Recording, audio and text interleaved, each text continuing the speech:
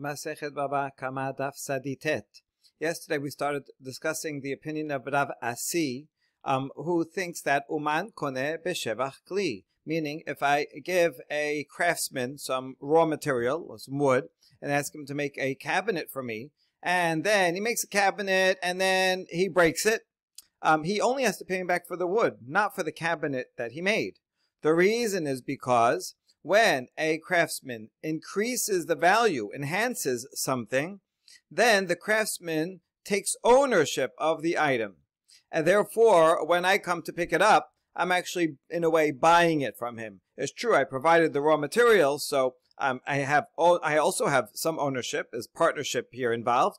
But once he improves it, he is also an owner, and therefore I'm just coming to buy it from him. So, if it gets damaged in the meantime, he's damaging his own thing that he made. So he doesn't have to pay for the damage, he just has to pay for any damage for the raw wood. This is different from if I give him a finished cabinet it's a little bit broken, and then in trying to fix it he breaks it, then he has to pay for the whole thing because he didn't enhance the value of it. So the craftsman only takes ownership when he enhances the value. We challenged Rav Asi already. We're going to bring a proof and a challenge from another couple of sources right now. Lema misayeh le hanoten semed lasava. There's a Mishnah coming up on the next daf that says if someone gives wool to a dyer, and the cauldron where he dyes it was too hot and instead of dyeing it, he burnt it. So the dyer has to pay for the wool because he ruined the wool, the raw material that the customer gave him. So now we analyze and we infer. The dyer only has to pay for the value of the wool, but does not have to pay for the value of the wool and the enhancement, but just the base amount, same as with just like the wood, just has to pay the wood, not the value of the cabinet that he made. Now, what are the details of the case? Is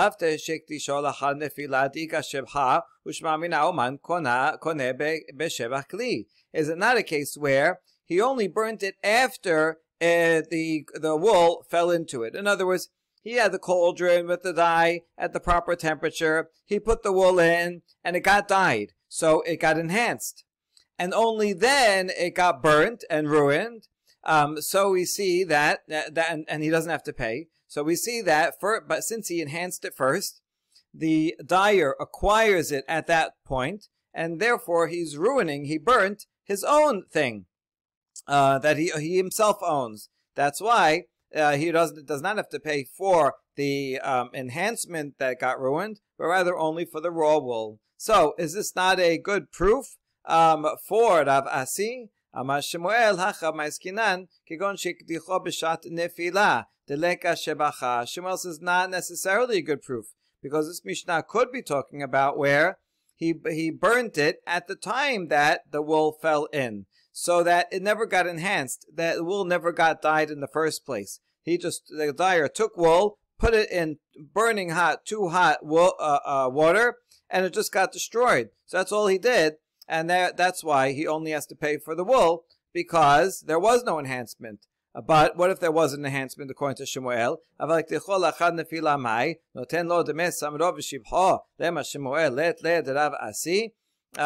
if he burnt it only after it was properly dyed, then what would you say, Shemuel? That he does have to pay not only the value of the wool, but also the value of the enhancement. He has to pay. The dyer would have to pay for the compensation for dyed wool. So does that mean that Shemuel disagrees with Rav Asi? Because Rav Asi seems to be an important opinion. Shemuel would disagree with that. Amar Shemuel hacha ma'eskinan kegon desemer samanim debal habayit v'saba agar yadeh hu deshakil. Shemuel's backing away. Or he could say, this is all Amar Lach Shemuel, we're saying it on behalf of him. We don't want Shemuel to be in disagreement with Rav Asi. So Shemuel could say, oh no, this is not a proof here, because we're talking about a case that has nothing to do with Shevach Kli at all, because the customer provided not only the wool, but also the dye. So he brought that all to the dyer's house, and the dyer, he's only getting paid for his labor, right? How long will it take you with your skill to do this, right? 5 hours. Okay, I'm paying you by the hour for your labor, and that's why in this case the dyer only has to pay for ruining the wool, not for the enhancement, because it's not a contract job. So Rav Asi would only say in a contract job that the craftsman acquires it, but not if he's just if it's just paying for labor. But if that's the case, that the customer provided the dye also, then the dyer should have to pay for the wool that got ruined and the dye that also got ruined in this boiling hot cauldron, and it doesn't say that. So actually, this okimta that we propose for in the name of Shemuel doesn't work.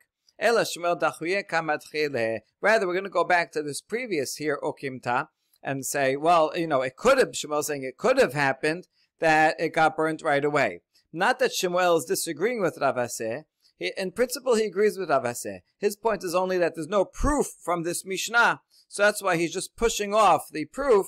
But in fact, he would agree with the principle of Rav Aseh that the craftsman acquires ownership if he's a craftsman, and it's his job to take it. He's being paid as a contract for the job.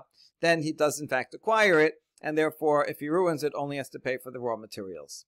Okay, and now a question. Tashema hanoten talito la'uman gemaro v'hodi'o afilu mikan v'ad 10 yamim eno obed alav mishum lo talin netana lo bechasi hayom kivan sheshaka alav hachama obed alav mishum bal talin.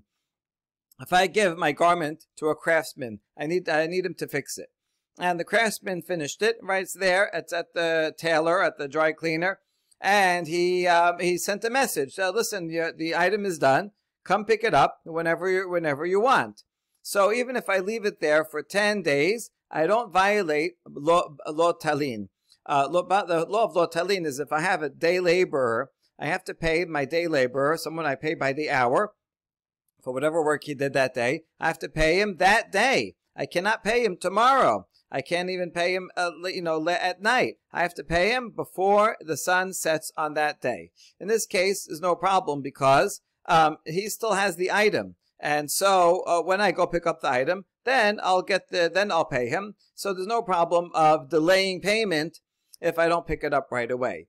However, if this guy, the tailor, delivers the item in the middle of the day, and now I actually have the item, once the sun sets and I didn't pay him yet, I do violate Baal Talin. Okay, so there's a distinction between if he still has the item and just told me about it versus if he actually gave me the item. So what can we learn from here? The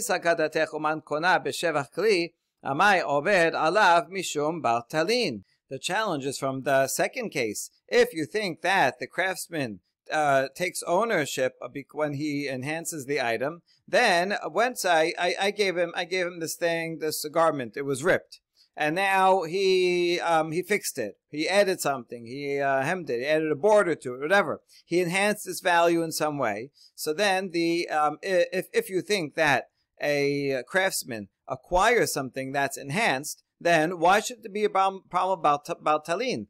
I'm not owe him money. Rather, he becomes an owner of the item, and I'm coming now. When I pick it up, it's like I'm buying it. And so, if he gave me something, if I buy something and I didn't pay for it yet, and I don't pay for it today, I pay for it tomorrow. That's not a problem of Baal Talin. Baal Talin is only a problem of paying wages on time, not if I buy something and I don't pay on time. So here, if you think Oman Koneh B'Shevach Kli, if I agree with Rav Aseh, then there should not be a problem of Baal Talin, not even if I get the item delivered. I just have to pay for something that he owned, he took ownership of, so I have to give him that money. So rather, it seems from here that we treat the craftsman as a laborer, right? And a day laborer does not take ownership of an item. Amar Rav Mari bered Rav Kana begarda desarbela deleka shevacha. Rav Kana says this case is talking about just laundering of a thick garment. There's no enhancement of the garment. He's not fixing it. He's not making it better. He's not making it look better, adding a border or whatever. Rather, it's just a very thick, stiff garment. So we don't call that enhancement. Well, now we ask, why don't you call that enhancement? So why did I give it to him in the first place if I didn't want him to do something? I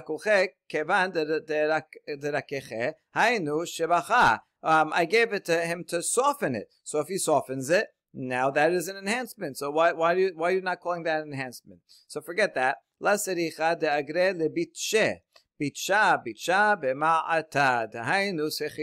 Rather, I didn't hire him to soften it. I hired him to tread upon it, and thereby it would soften it. But I didn't hire him for the job, but rather I hired him per treading. Every time you step on it, I will give you 1 cent. Here's a picture of a Roman wall painting of a guy who was actually stepping on clothing in a bowl of water in order to launder it, soften it. So this is the ancient version of a treadmill. Good exercise. Okay, so I'm not paying him for the result. That's the difference. A contract job, I'm paying you only for the result. You have to do it. If it comes out dirty, I don't pay you. Whereas if I'm paying you for the labor, right, I'm paying you by the hour or by the step, then 1 cent per tread. So that's this is sechirut, and that's why in this case the owner, the craftsman, does not acquire it, and that's why if he gives me the item and I don't pay him on that day, so I'm not paying his wages. So that's the reason here why I would violate Baal Talin, but there is no challenge against Rav Asi's opinion. Now going back to what we thought initially when we asked this question, that it was not a case where I'm hiring him for every tread, but rather I'm hiring for the job of softening it. If we assume that, then this would be a proof for Rav Sheshat. One time Rav Sheshat was asked, he was asked if you a contractor for a job, and do you have to pay him on time? If you don't pay a contractor on time, do you violate Baal Talin or not? Is it only for a day laborer or also for a contractor? And Rav Sheshat says you do violate. And so what our initial assumption was that we were talking about a contractor, and if the contractor finishes and gives me the item, then I have to pay him on that day. So otherwise, Baal Talin. So that seems to support Rav Sheshat. Wait, if so, then that would mean that Rav Sheshat disagrees with Rav Aseh. See, Rav Aseh is very popular. We want everybody to agree with him. And so does Rav Sheshat not think that the craftsman takes ownership because he enhanced it, right? And if he does take ownership, then why should there be a problem about Talin? Rav Balacha says Rav Sheshat wasn't talking about a case where it's a contractor who enhances something. He was talking about a case of a delivery man. If I give a delivery man a package, here, get this to that place. He's not improving the package. He doesn't even know what's in the package. He's just getting it to that place. And so that's a case where I have to, Rav Sheshat was talking about, that I have to pay him. Even though I'm not paying him by the hour or by the steps. I don't care if he takes a plane or walks there, takes a bike, right? I'm not paying him by the hour. I'm paying him for the job. But this is a job that does not enhance the value of the item. And that's why it has nothing to do with the Shevach Keli. So therefore it's not relevant. And so he doesn't necessarily disagree with Rav Asi.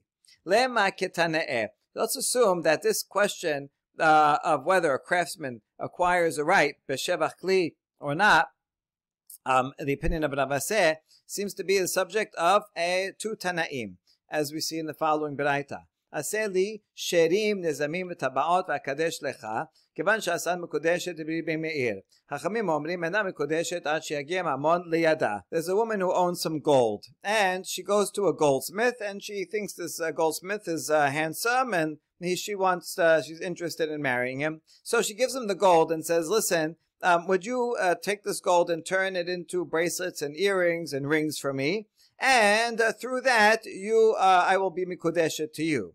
Now, obviously, he has to agree to this, and basically it would be really him saying, listen, will you be mikudeshet to me through the work? I'm not giving you anything because it's your gold, but through my labor in turning it into a bracelet for you, and instead of you paying me, normally she would have to pay him wages or a price, a contract price to do this. So instead of the wages, you'll be mikudeshet to me. Does that work? According to Meir, says yes. Chachamim say no. It does not work until the money gets to her hands. So what money are we talking about here? We have to clarify. My mamon, ilema oto mamon, if it's talking about the gold itself, that he has to finish making the bracelet and give her the bracelet, and only then is mikudeshet. That would be if that's the opinion of Chachamim, then Mikelal de Rabbi Meir Sabar oto mamon la. So according to Rabbi Meir, even if the goldsmith still has the bracelets and didn't give it to her yet, there is kiddushin el b'ma mikadesha. How could she be mikudeshet? What money is there? Well, there's no transfer of anything. She gave him the gold and say, make a bracelet for me, and then I'll be mikudeshet to you. He made the bracelet, but didn't give her anything yet. So there cannot possibly be kiddushin. Ela pishita, my mamon acher. Rather, mamon in this statement means other money. So according to the Rabbi Meir, as long as he finishes the bracelet and gives her the bracelet, even though it's the same it's the same gold, but now there's also the deduction of wages that she doesn't have to pay. So he is mikudeshet to her through her ability to get this bracelet without wages. But according to that's to be Meir. According to Chachamim, he has to add something. He has to add a few coins to the what he gives, because just giving the bracelet by itself does not effectuate anything. Okay, now that we clarified the case, let's see what are their assumptions and what is their point of their controversy. Let's assume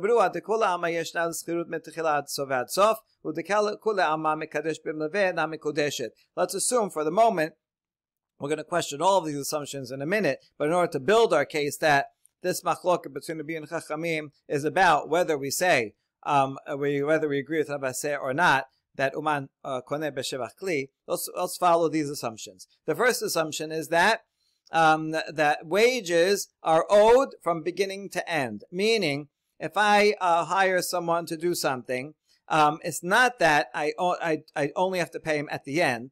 It's actually, we look at how much is the person getting, right? $60 an hour. So that means actually I owe him $1 every minute. Theoretically, if I was standing there, I would have to give him $1 every minute, or maybe even a penny every every half second. So I continuously have to owe him. Now I'm not actually paying him every second and every minute, so therefore it builds up as a loan. Okay, so according to this opinion, the amount that I have to pay for someone doing work for me, the wages that I have to pay someone, are a loan, and that builds up from the beginning continuously until the end. And we're also going to assume that you cannot do kiddushin with a loan. If I lent a woman money, and then I say, she's supposed to pay me back, and then after a while I say, you know what? Be mikudeshet to me, and I forgive the loan. That's no good, because I'm not giving her anything. I'm just allowing her not to have to pay me, but in order to do kiddushin, you actually have to give her something. If you put those two things together, then we understand in this case why the kiddushin would not be good. It's because she gives him some gold to make a bracelet out of, and he is working. As he's working on it, that becomes a loan. Every minute, the loan increases until he's done. And so now she owes him wages for turning the gold into the bracelet. And then she comes to pick it up, and he says, here it is. And you know what? You don't have to pay the wages. That's forgiving a loan. Well, you can't be mikudeshet in that way. So, what's the subject of their machloket if they all agree on that? Uman koneh b'shevach kli kamei drimi sabar uman koneh b'shevach kli v'rabanan sabri en uman koneh b'shevach kli. So why does Rabbi Meir think that the kiddushin works in this case? Must be because they're arguing on this very question of uman koneh b'shevach kli. Rabbi Meir thinks that the craftsman, the goldsmith, once he enhances the item and turns it from raw gold into a bracelet, he actually acquires it. So you know what? This is not like a loan because he's increasing its value. Only if he's a laborer not increasing the loan, or a day laborer, or someone who's not enhancing the value like a delivery man.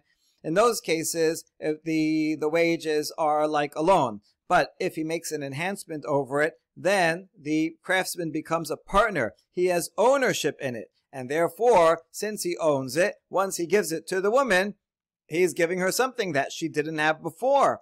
And that's valid, right? Otherwise, if we were not doing Kiddushin, her payment would be seen kind of like buying an item. So now instead of buying the item, she's getting it as a gift. Perfect. You could do Kiddushin that way.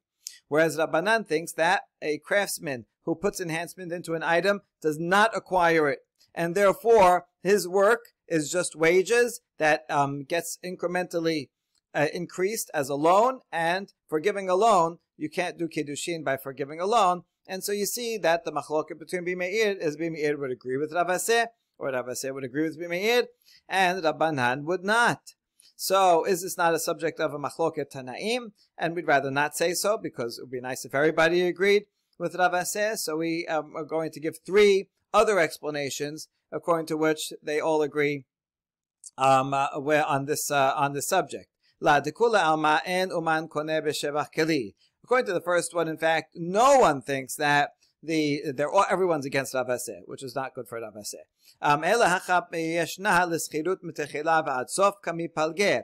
Rather, the question is, do we view wages as an increasing debt from beginning to end? Rabbi Meir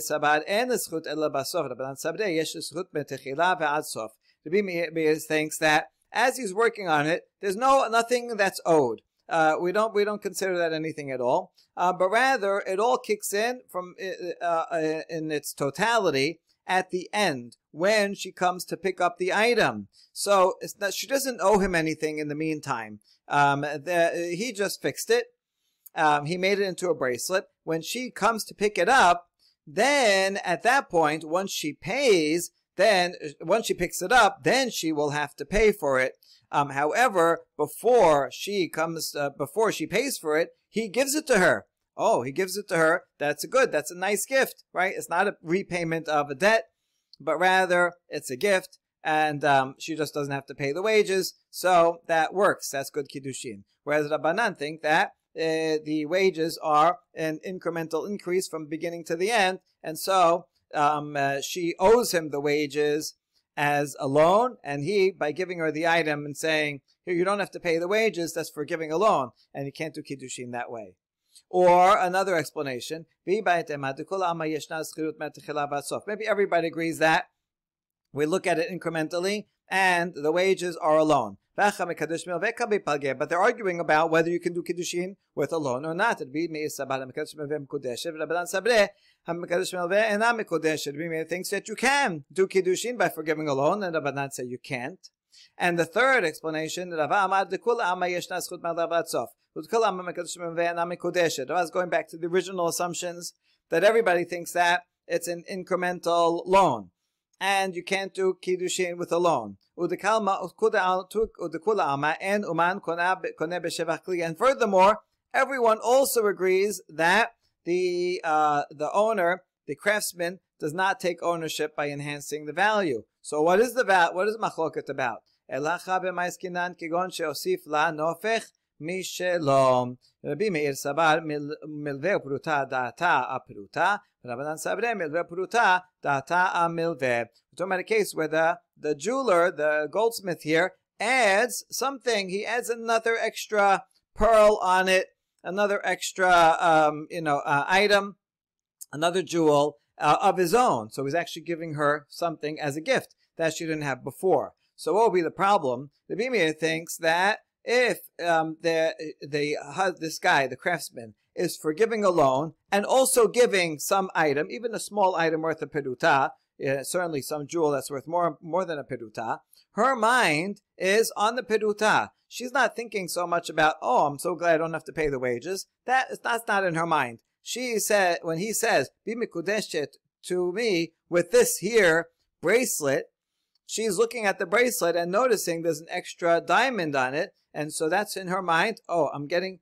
married. I'm going to give myself in kiddushin because of that extra jewel only, and therefore it's valid because she's not thinking about the loan. Whereas Rabbanan think that once she gets this item, her mind is not only on the jewel, but is not on the jewel, but rather on the loan, right? She's like, okay, nice jewel, but really what she has in mind is, I'm so glad you did this work for me, and I don't have to pay you. I don't have to pay you back, right? So this is a loan that's being forgiven, and you can't do kiddushin by forgiving a loan. And since her mind is primarily on the loan and not on the extra jewel, it's no good. Now this interpretation here is, we know, is the subject of two Tanaim. In the following baraita, that's also a Tosefta, the Tanya, Bischar she'asiti imach ena mekudeshet, Bischar she'aseh imach mekudeshet. The Tanakama of this baraita, which we're going to assume is Rabbi Meir, says that if a jeweler, a craftsman, labor, anything that he does, let's say he's a jeweler, says, I'll be mikudeshet to me for the wages, the payment of work that I already did for you in the past. That's no good, because this is she already owes it. Because he already finished the work, she already owes him the money. So this would be a milveh, and you can't be mikudeshet with a milveh. But bischar she'aseh imach mikudeshet. But if it's for future work that he didn't do yet, that's okay, because it's not yet a loan, and she's only going to have to pay in the future. So that it's not a loan. But rather, he's going to do the work. The value of that work, she'll be mikudeshet with that. Rabbi Natan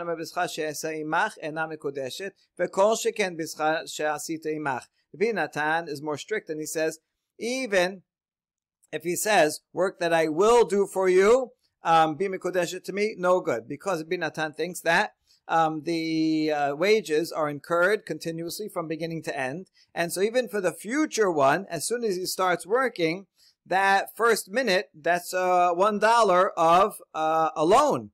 And so, even though it's happening in the future, still, it gets registered as a loan, and is then going to be forgiven at the end, so it's no good. And for sure, any work that was done in the past is also like a loan. So Rabbi Natan says, no good no matter what.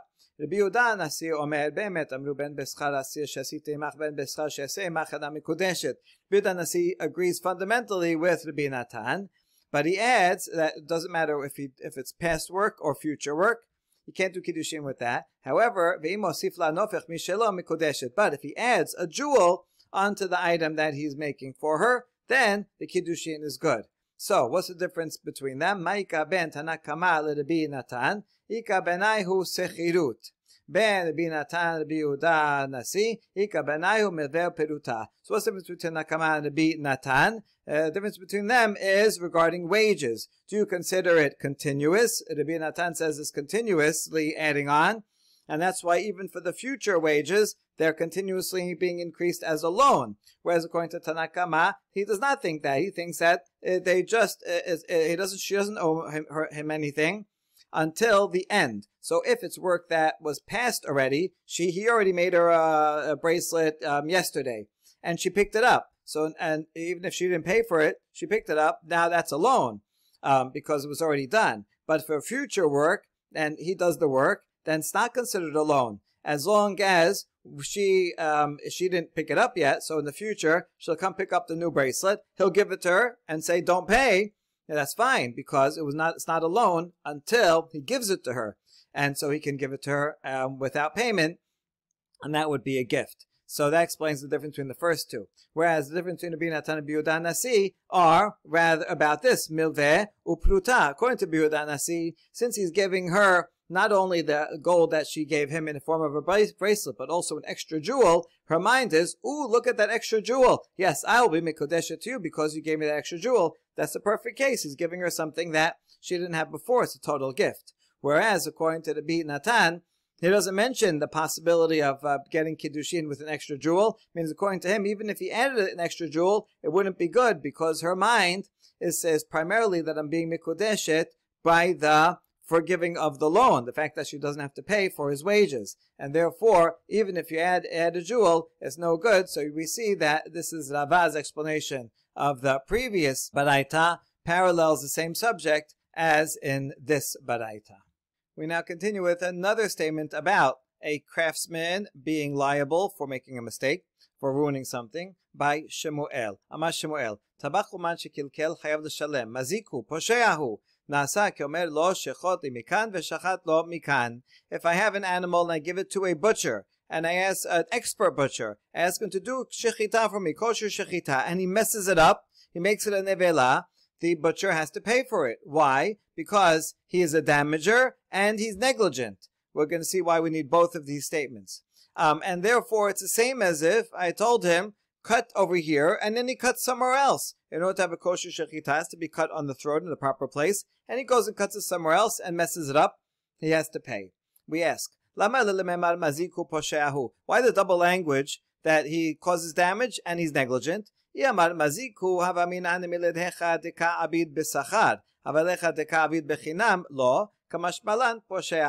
had only the first word, maziku, he causes damage, I might have thought that an expert butcher is only liable to pay when he messes up if he is paid. He's paid for his services. Someone paid for their services is more responsible than not. Like a shomer sachar, someone who's paid to watch something is responsible at a higher level than a shomer chinam, who doesn't get paid. And shomer chinam is only responsible if he's negligent regarding the item. So I might have thought that without the word posheahu, that he's just maziku. If I'm paying you for your services and you mess up, you are a damager. I paid you for the service, you have to pay. But I would have thought, let's say I didn't pay you. I ask my friend who's a butcher, do me a favor and do shechita for me, and he messes it up. Maybe I would say there that he doesn't have to pay. Therefore he adds posheahu. He is negligent. And it's even someone who doesn't get paid, if they're negligent, then it's no good, and this is called negligent. Now we have a challenge against Shemuel from a Tosefta. Says, Hanoten behema letabach v'nibela, uman patur hediot hayav. V'im noten sachar ben hediot ben uman hayav. So this Baraita says, someone gives an animal to a butcher to do shechita, and he makes it, turns it into a nevela. He messes it up. If he's an expert, then he's not liable. If he's a lay person, he's liable. Meaning a lay person, like what was your business here in doing shechita, right? You don't know what you're doing, so you shouldn't do that. But an expert, so okay, sometimes an expert that doesn't go the way he expected, but he's a responsible person because he generally knows what he's doing. So he's not liable. But that's only if he wasn't paid. If he was paid, then the expert and the layman, the layman is always responsible because, what are you doing getting involved? Why are you offering services to slaughter something when you don't know what you're doing? That's liable no matter what. An expert that's paid is liable because once you're paid, you have a higher level of responsibility. But we see here, the question is, an expert who's not paid does not have to pay damages. So this goes against Shemuel because Shemuel said an expert who's not paid does have to pay damages. So Shemuel's response was, Amar le'akar mochach. I hope that your mind gets muddled. In other words, what a bad question you asked. Either you asked it in a bad way or it's a stupid question. Now another one of the sages comes and asks Shemuel the very same thing. And Shemuel says, may you have what the friend had. The curse that I put upon your friend that your mind should be muddled, you should get that too. Now Shemuel explains why he's frustrated with this question. So Shemuel says, I was giving you a halacha in accordance with Rabbi Meir. And you're quoting me a halacha, a tosefta here, that's according to Rabbanan. Rabbi Meir holds such experts who aren't paid to a higher standard of responsibility. I was saying kind of halacha according to him. That's therefore I didn't bother answering your ridiculous question. Amai la dayak milai. Why didn't you pay attention to my words? Shani omer maziku posheahu nasak omer lo shechot mikan ve'asechat lo mikan ma'it le hai sebara Rabbi Meir damar bi ba'ile lemirme nafshe. Well, here, listen to my words that I said, Shmuel explains to the student. I said that he is a damager. He is negligent. It's the same as if you told the butcher, cut here, and then he goes and cuts somewhere else. And now who agrees with this? Who has this reasoning? Rabbi Meir, who says that a person has to take upon himself responsibility, right? Even if they're doing it for free, they are responsible. So I was following Rabbi Meir. Now we ask, hey, Rabbi Meir, where did Rabbi Meir ever say this? Shmuel's like quoting something from Rabbi Meir as if we all know what it is. Ile maha Rabbi Meir ditnan. Keshero ba'ala b'moserav v'na'al v'fanav kara'u v'yasav yizik ben tam ben mu'ad chayav. Divrei Rabbi Meir. Maybe it's the Mishnah earlier in the Masechet on 45b. That if an ox's owner ties it or to a fence or locks it and is a gate in front of his ox, and then it goes and nevertheless it breaks out of that tie or breaks out of that fence and goes and harms someone, whether it's tam or whether it's mu'ad, he is liable. Why? Because even though he tied it up and put the fence in front of it, nevertheless, it holds a person, an ox owner, to an even higher standard. You are responsible no matter what, and you can't just put a regular fence, put a double fence, do whatever you can, and if it gets out, you're responsible. So you see here, the Meir holds a person more responsible than other people do. Hatam bekrepeliga, but that's not a good example because there, if you go back and look at the discussion of the Talmud there, Rabbi Meir derives this from special pisukim regarding the shor, right? That he didn't, where it says, and he didn't guard it. So I mean, he didn't guard it sufficiently. Yet you're responsible to guard it, and you have to put up a high wall, a stronger fence, no matter what. You have to take care of it. But that's an exception to the rule. And that's only because of special pisukim there. In general, Rabbi Meir, this is not a source that in general Rabbi Meir holds people on a higher standard of responsibility. Ela Rabbi Meir ditnan. L'sba'o lo adom uspa'o shachor. Shachor uspa'o adom. Rabbi Meir omer noten lo demes samro. So maybe it's the Mishnah that we're going to learn on the next daf. If someone you give wool to a dyer, and you ask him to make it red, instead he makes it black. You ask him to make it black, instead he makes it red. Rabbi Meir says the dyer is responsible to pay for the wool that he now ruined. I mean, he didn't ruin it, but it's not what the owner wanted. So you see that Rabbi Meir holds the dyer, the craftsman, on a high level of responsibility. So is this a source to show that in other cases also he does? And we say no, because hatam biyadayim kelo amineh. Here the dyer burnt it by direct action. This is gross negligence. I told you black, you made it red. This is just a black and white simple case. You weren't paying attention. And you just did it totally wrong and messed it up. So we can learn from here that Rabbi Meir would also hold people responsible in all other cases. Ela ha Rabbi Meir ditnan. Nishbara kado velo sileka. Nafla gemalo velo hamida. Rabbi Meir omer chayav benizkan. Chamim omer patur bedin adam. Vechayav bedin shamayim. Vekaymalan de benitkal. Posheyahu pelige. Rather, it's the following baraita that quotes Rabbi Meir, where it says, if someone their jug broke and he left it there, or his camel fell and he didn't stand it up, and then it causes damage, someone else comes and trips on it or something, Rabbi Meir says the owner of the jug or the camel is liable. Chachamim say, oh, they are not liable in the human court, so they don't have to pay anything, even though they are liable in the heavenly court. And what we discussed this, we discovered that the subject is one who falls considered negligent, right? Meaning if I stumble and my jug falls, or my animal stumbles, Rabbi Meir says, even though you stumbled, you didn't purposely put a stumbling block in the middle of the road, but it's because you fell while walking. Nevertheless, you are responsible for subsequent damage that happens from that. You got to go and, first of all, make sure you know where you're walking and don't fall. And if you fall, clean it up right away. So you see here, the Rabbi Meir holds people more liable, higher level of responsibility than do Chachamim. Okay, good. So now we have the source where what Shmuel was talking about, that Rabbi Meir holds people more responsible. Amar Baba bar Chana Amar Rabbi Yochanan, Tabach uman shekilkel hayab, v'afilu hu uman ketabache sipori. Baba bar Chana says in Rabbi Yochanan that an expert butcher who messes something up, he is liable. And even if he's a great expert butcher like those in Sipori, a big city up north, and these are the best the best butchers. They don't make mistakes. Nevertheless, if even if someone's a great expert but they make a mistake, they are liable. Did Rabbi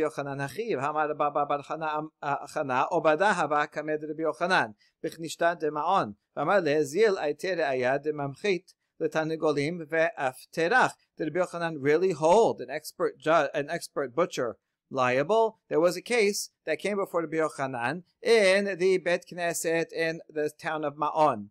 And Rabbi Yochanan said to the butcher, go bring me a proof that you're an expert, and then you won't have to pay, right? Bring me your certificate, show me some witnesses that say you are an expert. According to this, Rabbi Yochanan, if the guy was an expert, he would not have to pay. So how could it pay that Rabbi Yochanan said, even if he's an expert like the top experts of Sipori, he would still have to pay? La kashya kam bechinam kam besachar. And the answer is, depends on if he's paid or not. In that story with the butcher, where he says, go bring proof that you're an expert, there, that butcher was not paid, so he has a lower level of responsibility. But if he is paid, then even if he's a great expert, he's responsible and would have to pay if he messes it up. Rabbi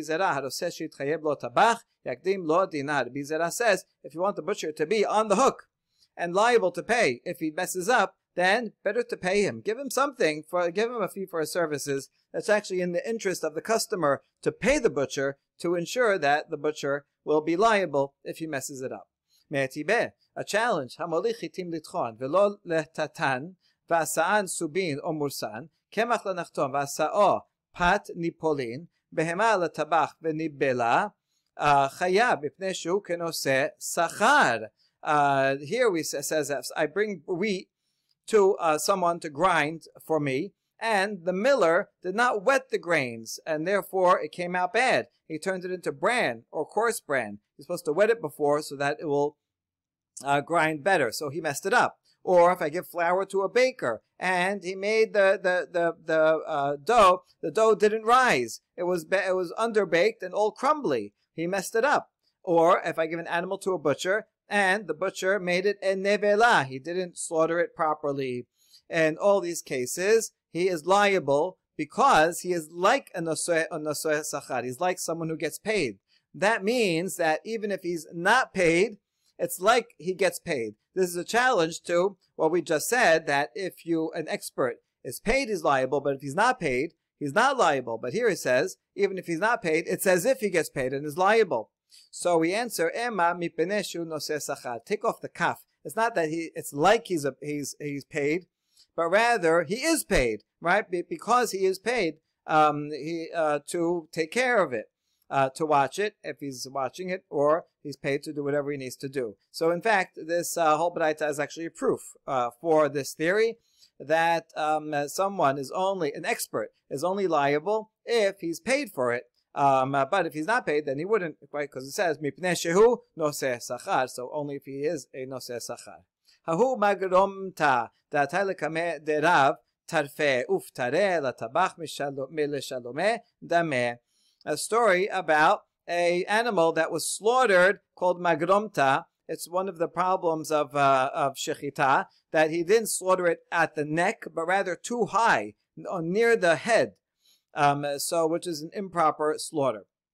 So the case came to Rav, and Rav said, not kosher. And he also said that the butcher doesn't have to pay. Now this is weird, because if it's not kosher, then seemingly the butcher messed up, and the butcher should have to pay.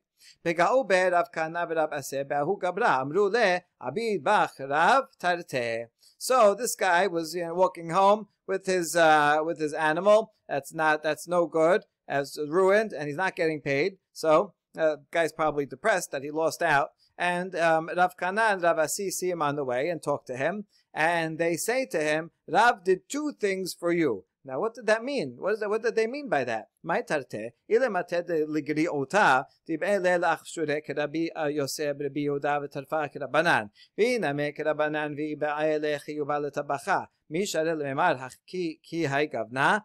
Maybe what they meant is, Rav did two negative things to you. His rulings were doubly bad for you, because first of all, he should have said it's kosher, following the opinions of the Rabbi Yosef and the Rabbi Yehuda, who say that an animal that's slaughtered like that near the neck, they say it's kosher. So first of all, he could have relied on them and helped you out.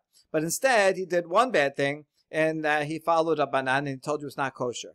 But second bad thing is, okay, even if he follows Rabbanan, and therefore it's Nebelah, he should have told you that the butcher, ruled that the butcher is liable to pay because the butcher messed it up. In other words, either it's kosher and you could eat it, or it's not kosher and the butcher messed up and should have to pay for it. So if that's what these two sages, Rav Kana and Rav Aseh, meant to tell him, is that permitted for two rabbis to talk about another rabbi who ruled in a certain way and talk against him? אני מזכה וחבריי מחייבים, אבל מעשה שחבריי רבו עליי, ועל זה נאמר, הולך רכיל מגלה סוד. Where the Baraita discusses a bet din. When the bet din sits and decides, and some vote this way and some vote that way, right? And let's say, two people said guilty, and I said, I was the judge, and I said innocent.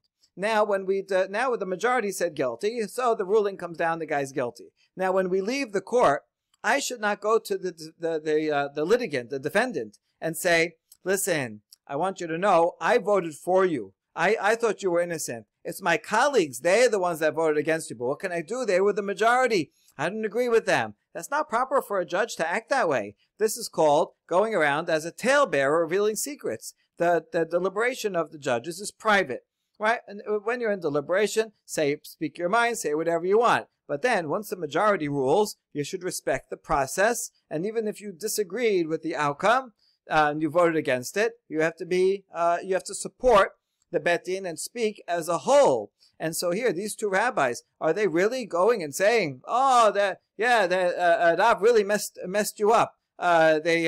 He shouldn't have done that." It's not proper. It would not be, even though they weren't on the bet din. Still, it's not proper for them to go and speak badly about their teacher and colleague.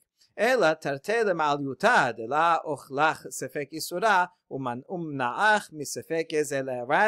what they meant is Rav did two good things for you, right? What's so good about it? First of all, that they didn't want you to eat something that has doubtful certainty about its kashrut. Yeah, there is one opinion, two opinions out there that say this is kosher, but the majority say it's not kosher. So number one, he saved you from eating even a possibility of something not kosher, and he also saved you from the possibility of robbery, since the butcher would only have to pay if it was not kosher. But here there is in fact the possibility that it is kosher. And so if he ruled that the butcher has to pay you, it could be that you would be taking money that you don't deserve. So you see, you should be happy. And I guess they were cheering him up. He probably was all depressed now that he lost his animal and he's not getting paid. But they cheered him up, right? Rav really helped you out.